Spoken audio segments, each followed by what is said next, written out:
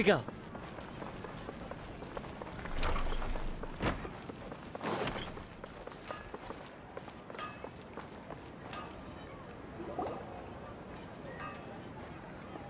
You're back. You left in a hurry last time. Is everything okay? Everything's fine. Just, it's a little hard to explain. Would you mind taking part in a little experiment with us? An experiment? That came out of nowhere. I'm listening, though. What do you need me to do? Could you make a wish? You want me to make a wish? Is that a new Sabzeruz festival tradition or something? Less questions, more wishing! Okay. My wish. Okay. I'm a little nervous saying this out loud, but I want Miss Dunyarzad to be happy. Oh. I noticed earlier that she looked a bit down, and she wasn't really talking to anyone. She just doesn't seem like herself. She's always so gentle and kind, and all the kids love her. I've also wondered if the reason she asked me to be Farris Knight of Flowers is because I'm special to her, or something. So, you have a crush on Dunyarzad? Oh, is it that obvious? After what I just said, I guess it is. When she placed the hat of the Knight of Flowers onto my head, she said to me, I want everyone to have a happy Sabzeruz festival. What she didn't realize was that I'm not that interested in how everyone else feels. In that moment, I just wanted to be her Knight of Flowers for the rest of my life. 50 years, 100 years, I'll serve her till the end of time. Okay, yeah, that was a bit much. Felt like the right moment to get it off my chest, but that was pretty embarrassing. Okay, I'm ready to make my wish. I would like Miss Dunyarzad to appear in front of me right now with a smile on her face. Here goes. Please come true.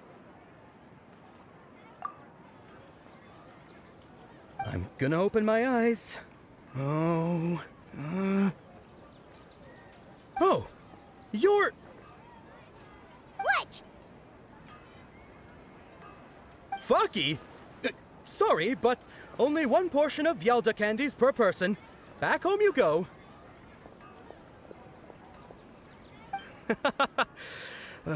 Nice try, you two.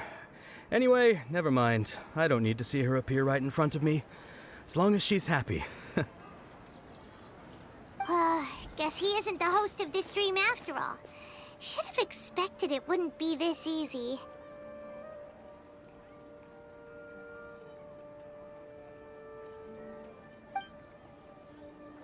It seems like everyone who knows Dunyarzad loves her, but none of them has any idea that she... My lady, step back. That sounds like Dehya! Oh, right. This is when Dunyarzad bumps into the kidnappers. Huh? But Dehya can handle them. Hey, traveler!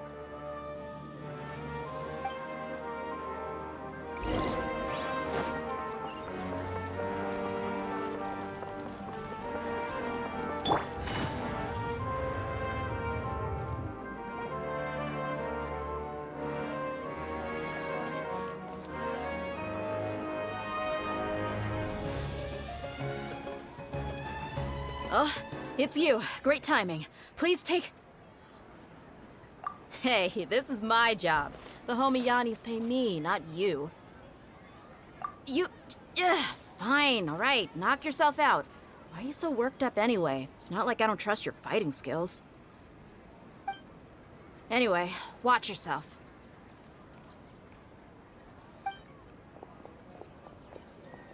So you got yourself some backup. Suit yourself. You're going down.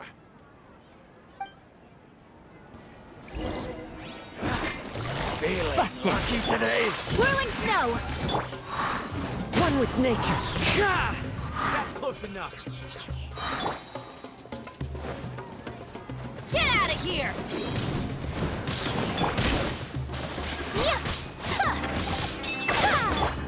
The wind knows me. Quietly now.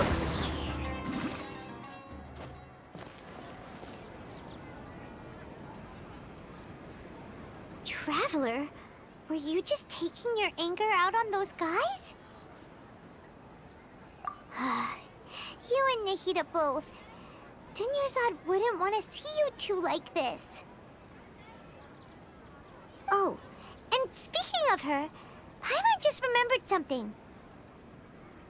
Remember how during the first Sabzeruz festival, before the Samsara started, we came here with Dunyarzad because she wanted to pick something up?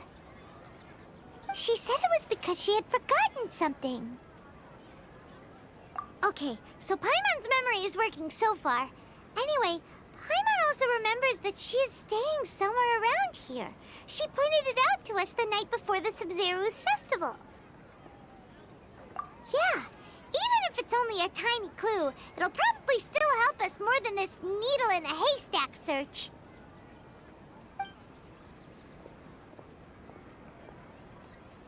This is the place. It's rude to enter other people's spaces without permission, but desperate times call for desperate measures. Hey, the windows are unlocked. Okay, Paimon's gonna take a peek inside.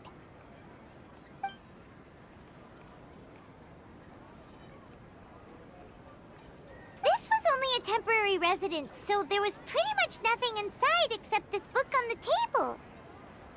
Should we open it?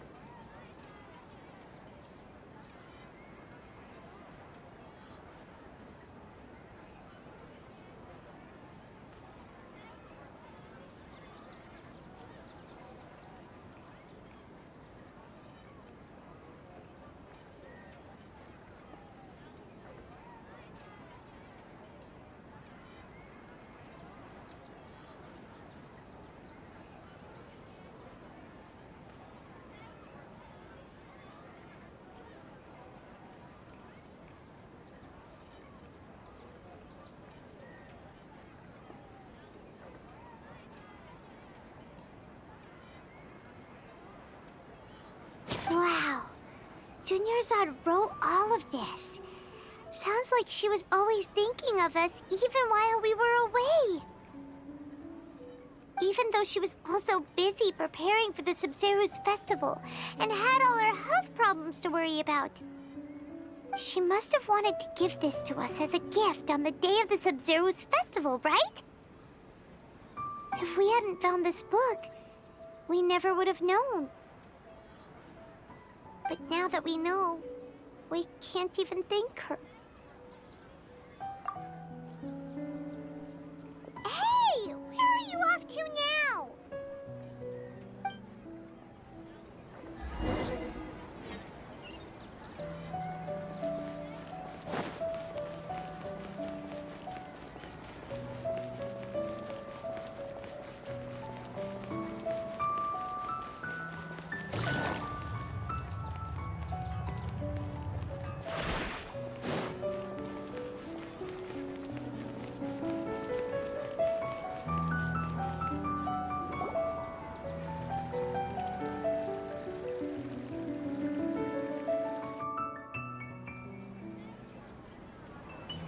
It's Dunyarzad's puppet.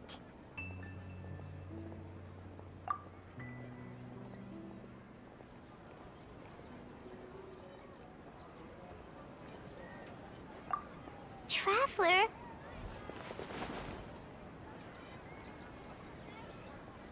You must must be exhausted. Come to think of it, we've been stuck in this place for a really, really long time. Heck, even the last time we were chatting happily with Dunyarzad feels like an eternity ago.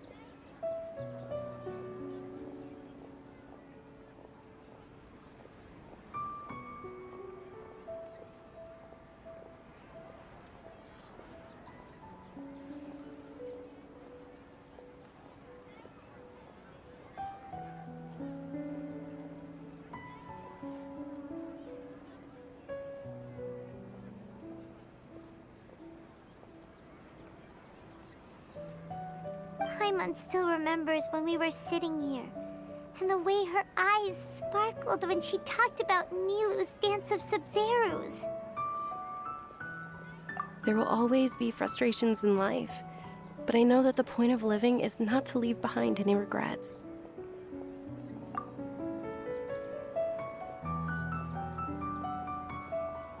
That was what the real Dunyarzad said, wasn't it? Does that mean... Yes, Traveler. What is it? Oh, so she's still just a puppet. But just now, how come... What? Where are we going this time?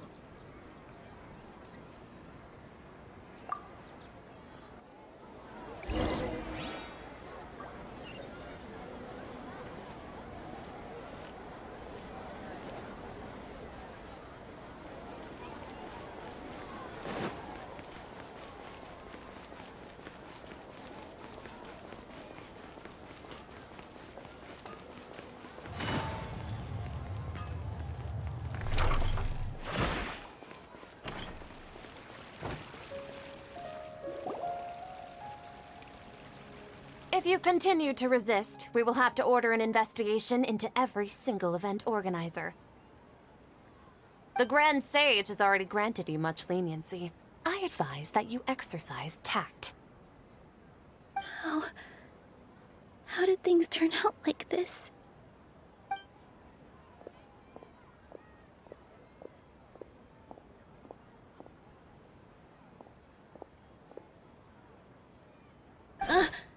Traveler? You don't have to get involved. He's a sage from the academia. I don't want to drag you into this. Traveler? Traveler? What the heck are you doing? If you get arrested by the academia, that's another day gone to waste!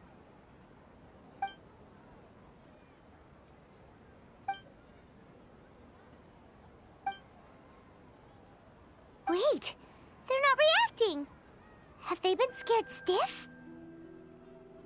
Oh, of course! If this is the sage's plan, they wouldn't put themselves through this. So they're just substitutes. What is this? What happened to the Grand Sage and his entourage?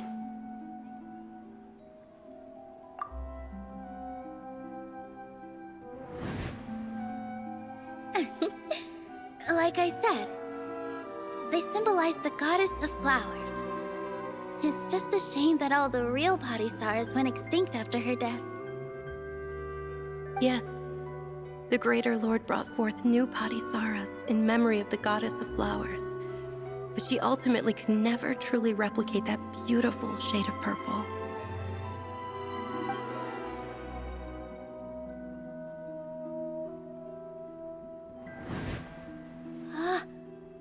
Beautiful shade of purple. Aren't these flowers real Padisarahs? Just like the ones from the legend? I didn't even notice.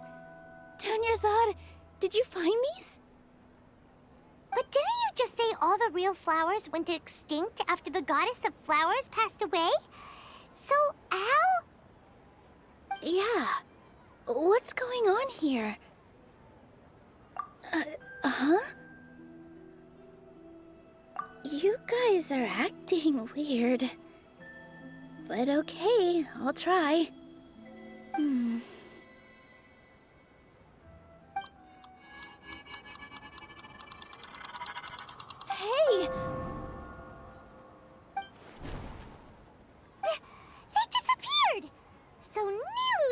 host. What a surprise! Purple Padisaras don't exist in the real world anymore. But in Nilu's subconscious, they can appear as decorations on the stage. It's just like the example Nahida told us. People assumed there will be food on a plate, and Nilu assumed there would be real Padisaras in the flower pots. So when you saw the flowers, you instantly knew it was Nilu? But if we want to end the samsara, we need the host to become aware that they're dreaming. How should we make Nilu realize that? Am I dreaming? Huh? So I'm right. Is this Lesser Lord Kusanali responding to our celebration of the Sabzeruz festival? Wrong guess, but you aren't completely wrong either. The point is, what made you think this is a dream? As far as you know, people in Sumeru don't dream, right? Yeah, but have you heard the tale of the first sage? To prevent a calamity, he went on a journey to find the Dendroarchon. Ooh, sounds familiar. Dunyarzad told us a story like that when we first arrived in Sumeru City. So it was about the first sage, huh? Yep, but in the part you heard, he hadn't become the first sage yet. There's more to the story. His piety and wisdom were acknowledged by the Dendroarchon, and she finally gave her blessing to him. All kinds of spectacular scenes appeared in front of the first sage, as if all the knowledge in the world was being painted onto a canvas right before him. He was captivated. After who knows how long, he mastered all the knowledge he could comprehend. Afterward, he said to the Dendroarchon, "I miss my parents, my wife, and my children. I've been away from home for far too long. They must be worried." The Dendroarchon smiled. The next second, the sage found himself lying in his bed, as if he had just woken up from a dream. His wife, lying next to him, said, "You're off to search for the Dendroarchon today, aren't you? Have a safe journey, my love." In the end, the first sage took care of many disasters in Sumeru City and founded the Academia. What a happy ending. So, the first sage was dreaming ever since the beginning of the story? He never went on his journey? Yes, but his faith and determination were conveyed to the Dendroarchon, so she blessed him in the form of a dream. Paimon understands where you're coming from now. That's a really interesting connection. But we really gotta wake up soon, like the sage in the story. I see. Well, it just so happens that today's Sabzeruz festival is almost over too.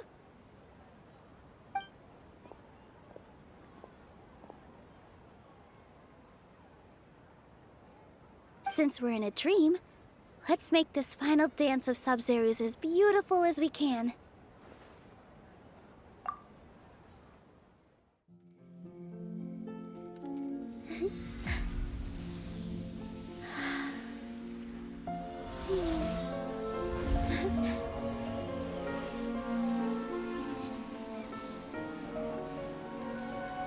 The wait is over, everyone.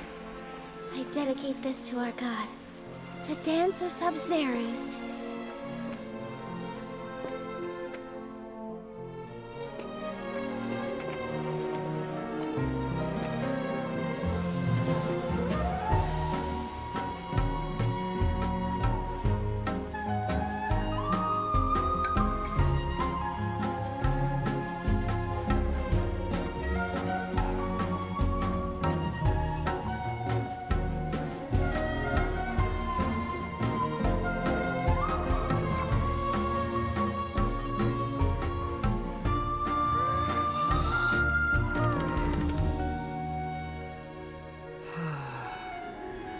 I'd be lying if I said I had no regrets.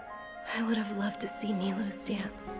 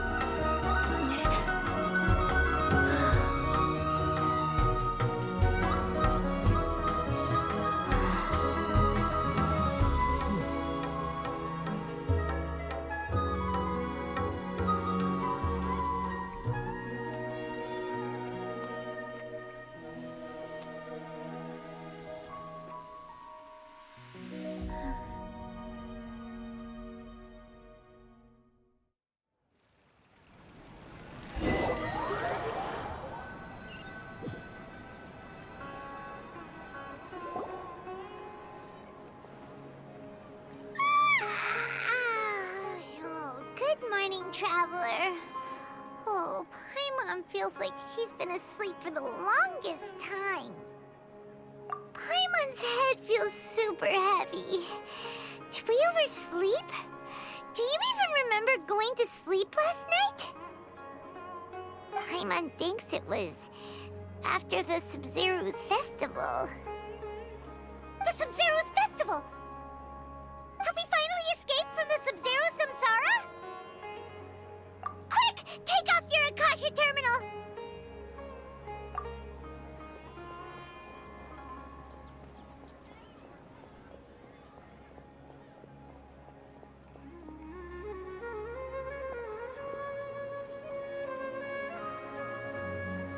She's not in her room.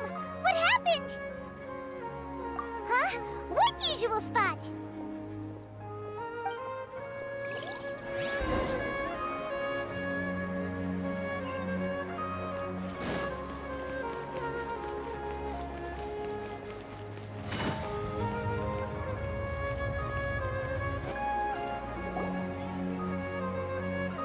Well done, Traveler and Paimon. And thank you, Dunyarzad, for organizing the Sabzeruz festival for me. I'm sorry, who are... Dunyarzad! You're okay! Oh, don't scare us like that! Oh, Traveler Paimon. I have something amazing to tell you. I just had a dream, and I saw Nilou performing the dance of Sabzeruz.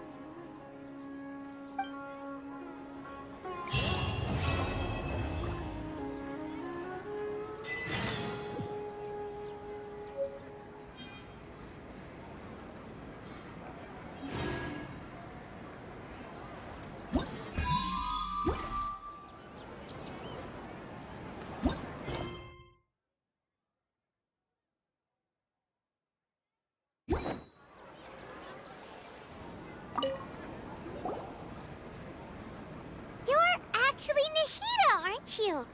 Paimon felt like Catherine was acting weird when we met at the Sabzeruz festival. And Dunyarzad, did you save her? It's a really long story. We shouldn't disturb her. Her consciousness is still weakened. Let's chat somewhere else. How about by the Traveler's favorite bench?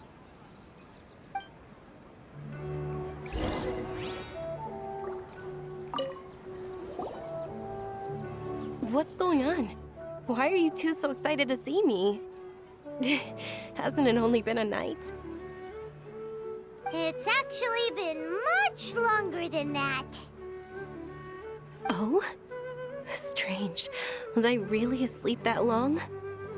No wonder I have such a headache.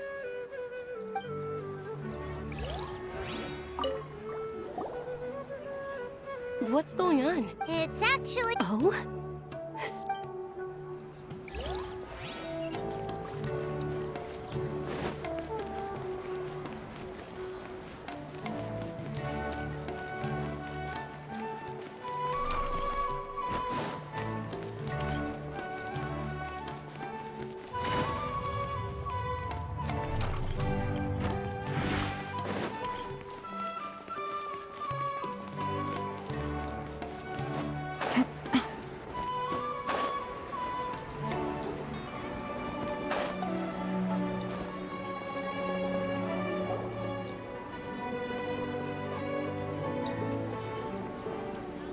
Let's talk about Dunyarzad first. It's such a relief that she's all right.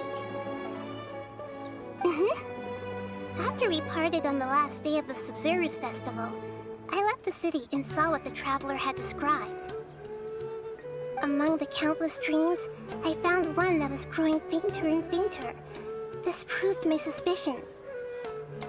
Once Dunyarzad could no longer bear the Akasha harvesting her dreams, her consciousness began to dissipate. But this also meant it escaped the Akasha's control. Such a small fragment of consciousness can't last for very long, though. It will return to its original dream, where both will gradually fade until they completely disappear. I used all the power I had to keep her dying dream alive as long as possible. But it still wouldn't have lasted for much longer if it hadn't been for you two breaking the samsara. So it looks like we did manage to save Dunyarzad in the end. And not a moment too soon. Huh? Why are you two smiling so happily? I thought you'd be so moved that you'd start crying. I need to spend more time observing human emotions. Both are fine. Everyone reacts differently. All right. You two must have a lot of other questions for me, right? After all, you saved my faithful believer. As your reward, I will answer any and all questions. At the Avidia forest, there was this incense that made the traveler fall unconscious and dream of a huge tree and a red sky. You also heard someone's voice, right? It said world and forget me. Yeah, so you do know! We've been wanting to ask you what that was about, and if the red sky was related to Conria. It seems like the traveler established a connection to Irminsul. That was a message left by Greater Lord Rukkhadevata's residual consciousness in Irminsul.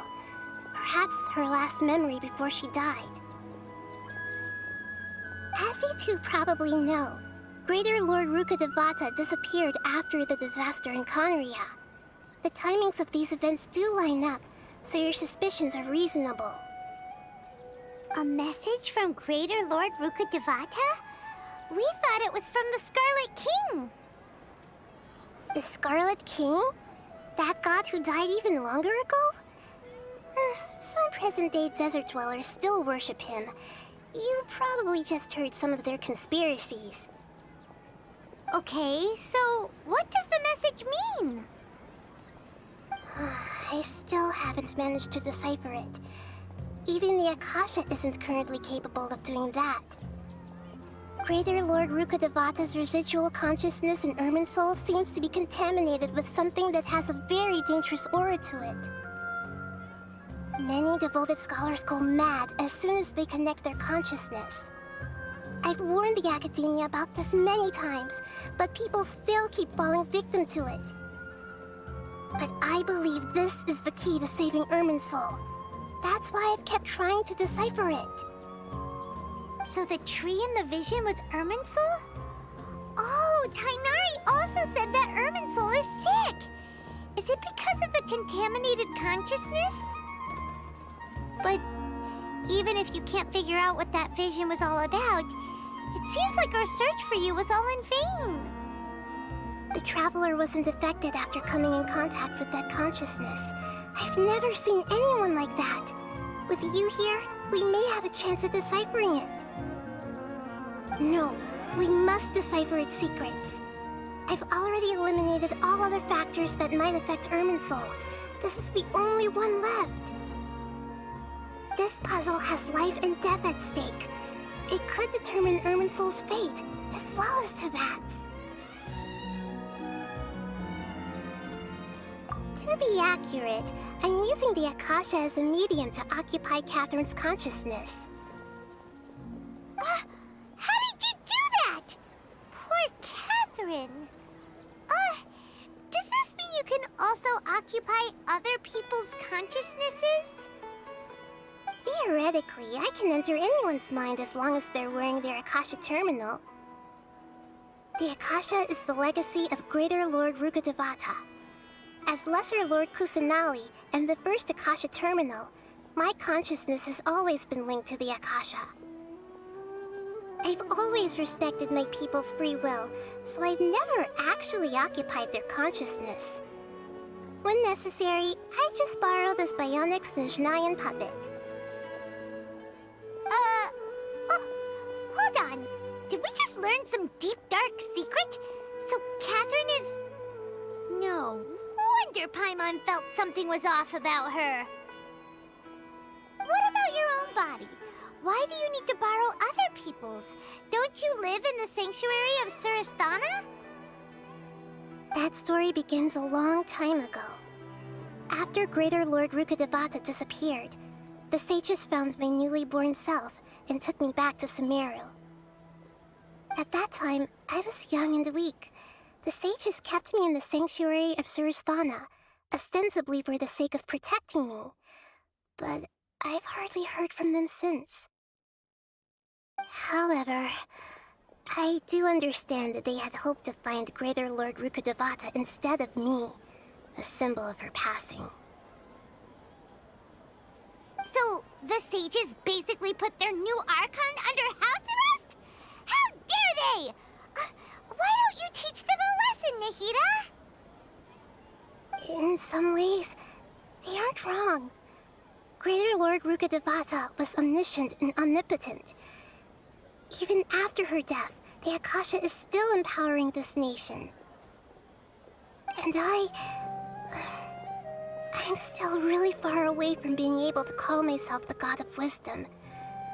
Moreover, the Academia is also more proficient at governing this country. Yeah, you got a lot of believers. Just look at the Sabzeruz festival. Everyone who showed up truly loves you. Thank you for the kind words. But I honestly don't need physical freedom as long as I can connect my consciousness to the Akasha.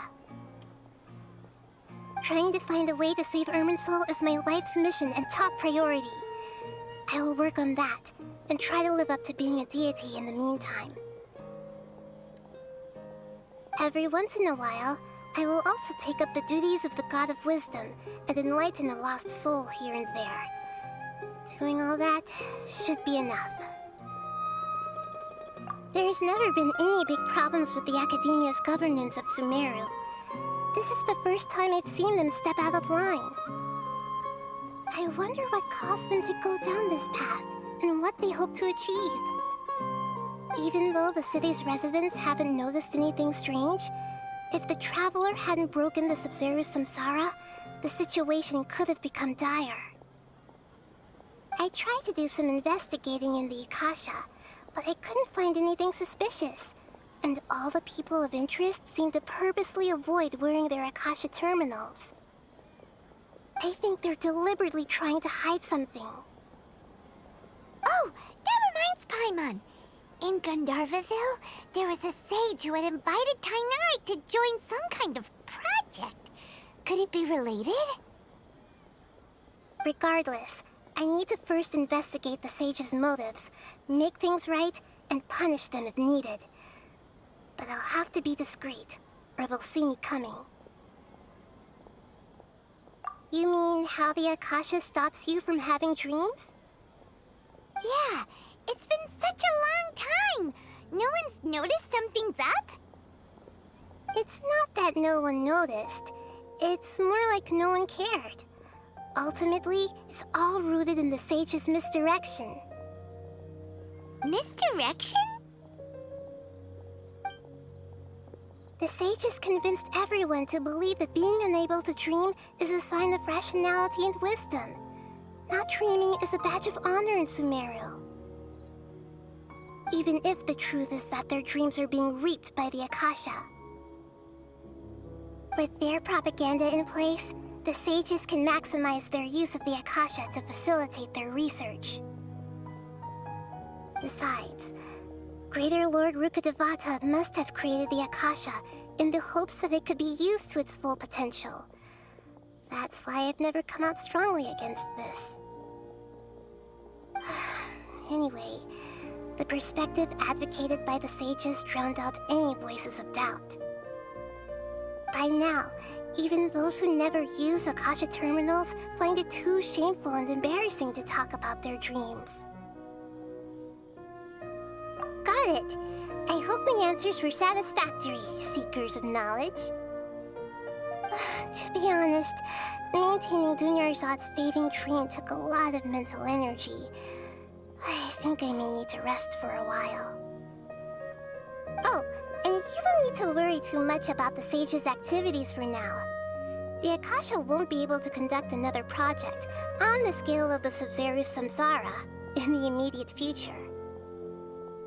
Go and get some sleep. Leave everything to us. What a relief. This is truly the most exhausting birthday I've ever had.